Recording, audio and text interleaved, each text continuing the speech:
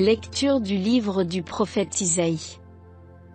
Dites aux gens qui s'affolent: soyez forts, ne craignez pas. Voici votre Dieu, c'est la vengeance qui vient, la revanche de Dieu. Il vient lui-même et va vous sauver. Alors se dessilleront les yeux des aveugles, et s'ouvriront les oreilles des sourds.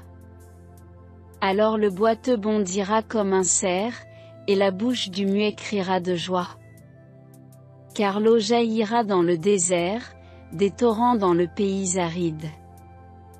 La terre brûlante se changera en lac, la région de la soif, en eau jaillissante.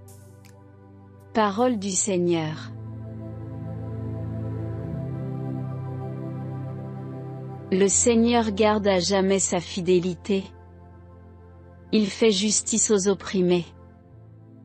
Aux affamés, il donne le pain. Le Seigneur délie les enchaînés. Le Seigneur ouvre les yeux des aveugles. Le Seigneur redresse les accablés. Le Seigneur aime les justes. Le Seigneur protège l'étranger. Il soutient la veuve et l'orphelin. Il égare les pas du méchant. D'âge en âge, le Seigneur régnera. Ton Dieu, ô Sion, pour toujours.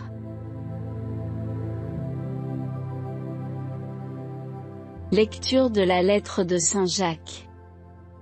Mes frères, dans votre foi en Jésus-Christ, notre Seigneur de gloire, n'ayez aucune partialité envers les personnes.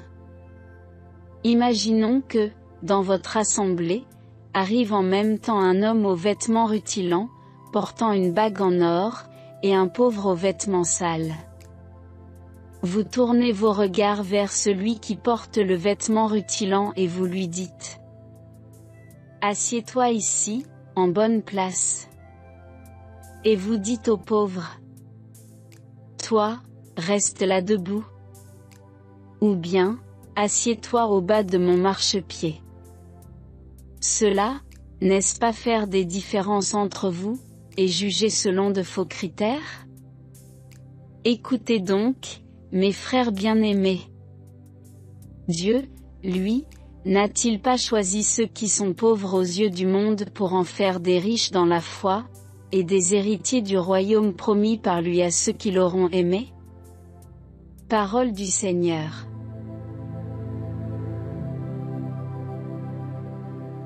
Évangile de Jésus-Christ selon saint Marc.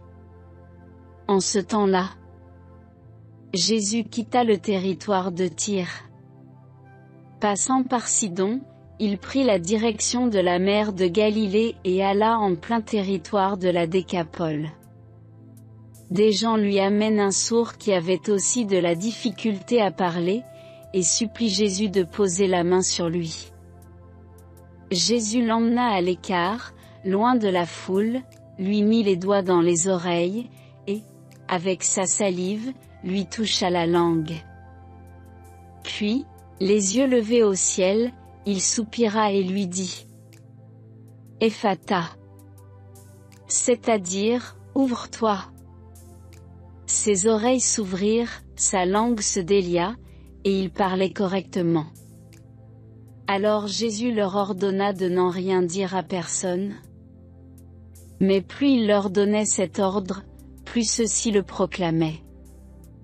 Extrêmement frappé, il disait: Il a bien fait toutes choses, il fait entendre les sourds et parler les muets. Acclamons la parole de Dieu.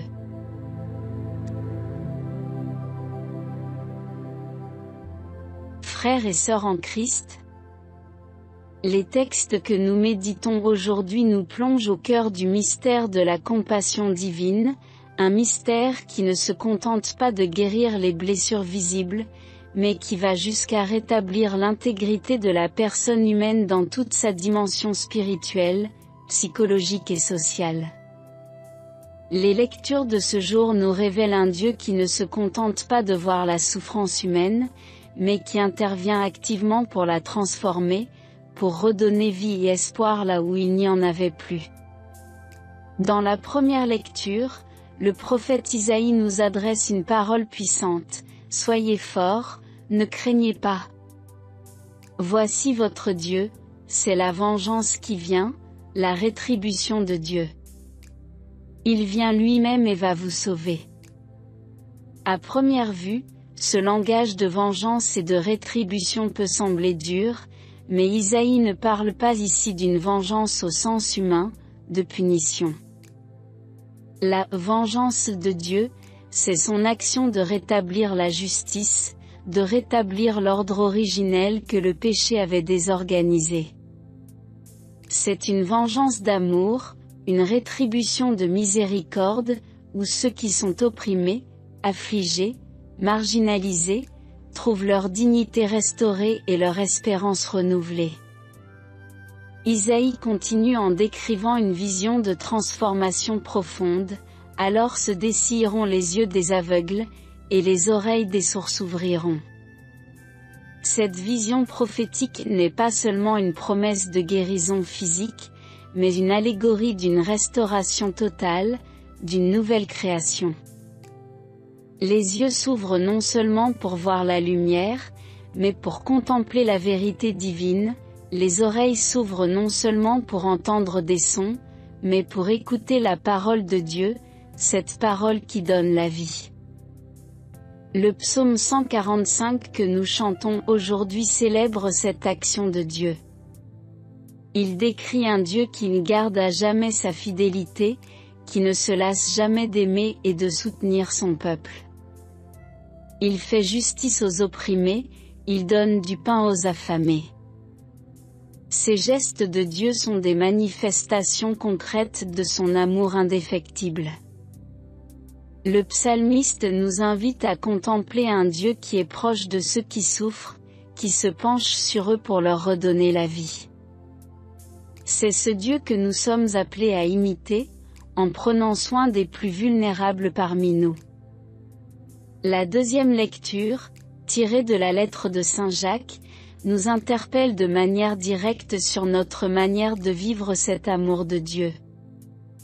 Mes frères, dans votre foi en Jésus-Christ, notre Seigneur de gloire, n'ayez aucune partialité envers les personnes. Jacques nous met en garde contre la tentation de discriminer, de faire des distinctions selon les apparences, les richesses, les statuts sociaux. Il nous rappelle que la foi en Jésus-Christ doit nous amener à voir chaque personne comme un frère ou une sœur, porteur de la dignité que Dieu leur a conférée. Saint Jacques pointe du doigt une réalité qui, malheureusement, reste actuelle, celle des discriminations, des préférences basées sur des critères humains, et non sur la dignité inhérente à chaque personne en tant qu'enfant de Dieu.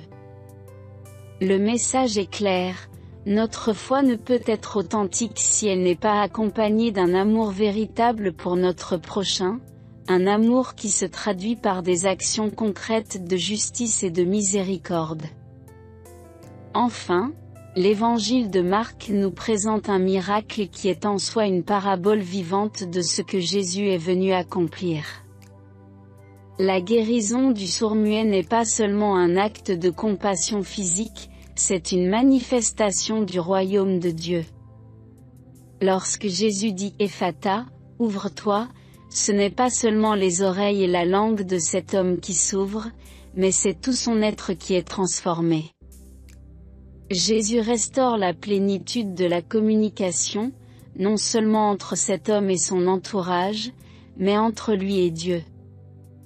Cette ouverture est un symbole de la mission de Jésus, ouvrir nos cœurs, ouvrir nos vies à l'amour de Dieu, pour que nous soyons à notre tour des porteurs de cet amour dans le monde.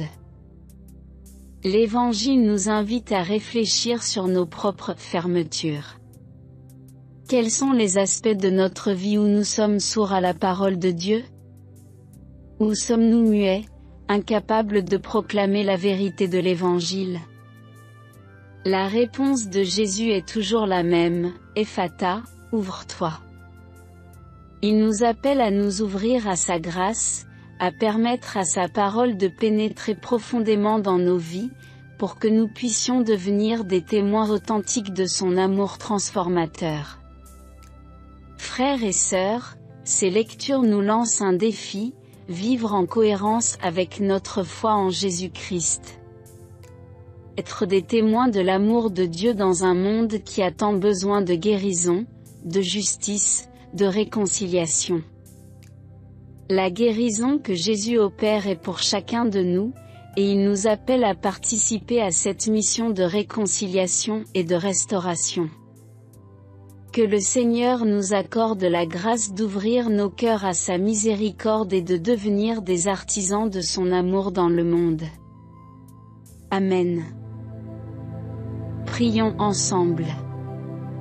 Seigneur notre Dieu, nous te remercions pour ta présence bienveillante et pour ta parole qui illumine nos vies. Nous te prions aujourd'hui pour que tu ouvres nos cœurs et nos esprits, tout comme tu as ouvert les oreilles et la bouche du sourd-muet. Aide-nous à entendre ta voix dans les moments de silence et à répondre avec amour et fidélité à ton appel. Donne-nous la grâce d'être des témoins authentiques de ton amour dans ce monde. Aide-nous à voir la dignité de chaque personne que nous rencontrons et à agir avec compassion et justice, sans distinction ni favoritisme. Nous te confions nos faiblesses, nos peurs, et nos doutes. Transforme-les en force, en courage, et en foi. Que ton Esprit Saint nous guide chaque jour pour que nous puissions vivre pleinement notre vocation de disciples, portant ta lumière dans les ténèbres.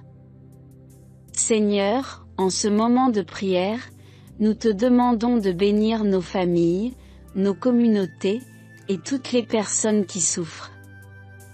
Que ta paix et ta guérison descendent sur elles, et que nous soyons des instruments de ta miséricorde. Nous te demandons tout cela, par Jésus-Christ, notre Seigneur et Sauveur. Amen. Notre Père, qui es aux cieux, que ton nom soit sanctifié. Que ton règne vienne. Que ta volonté soit faite sur la terre comme au ciel. Donne-nous aujourd'hui notre pain de ce jour. Pardonne-nous nos offenses, comme nous pardonnons aussi à ceux qui nous ont offensés. Et ne nous laisse pas entrer en tentation, mais délivre-nous du mal. Amen. Je vous salue Marie, pleine de grâce. Le Seigneur est avec vous. Vous êtes bénie entre toutes les femmes. Et Jésus, le fruit de vos entrailles, est béni. Sainte Marie, Mère de Dieu, priez pour nous pauvres pécheurs, maintenant et à l'heure de notre mort. Amen. Gloire au Père, et au Fils et au Saint-Esprit, comme il était au commencement, maintenant et toujours dans les siècles des siècles. Amen.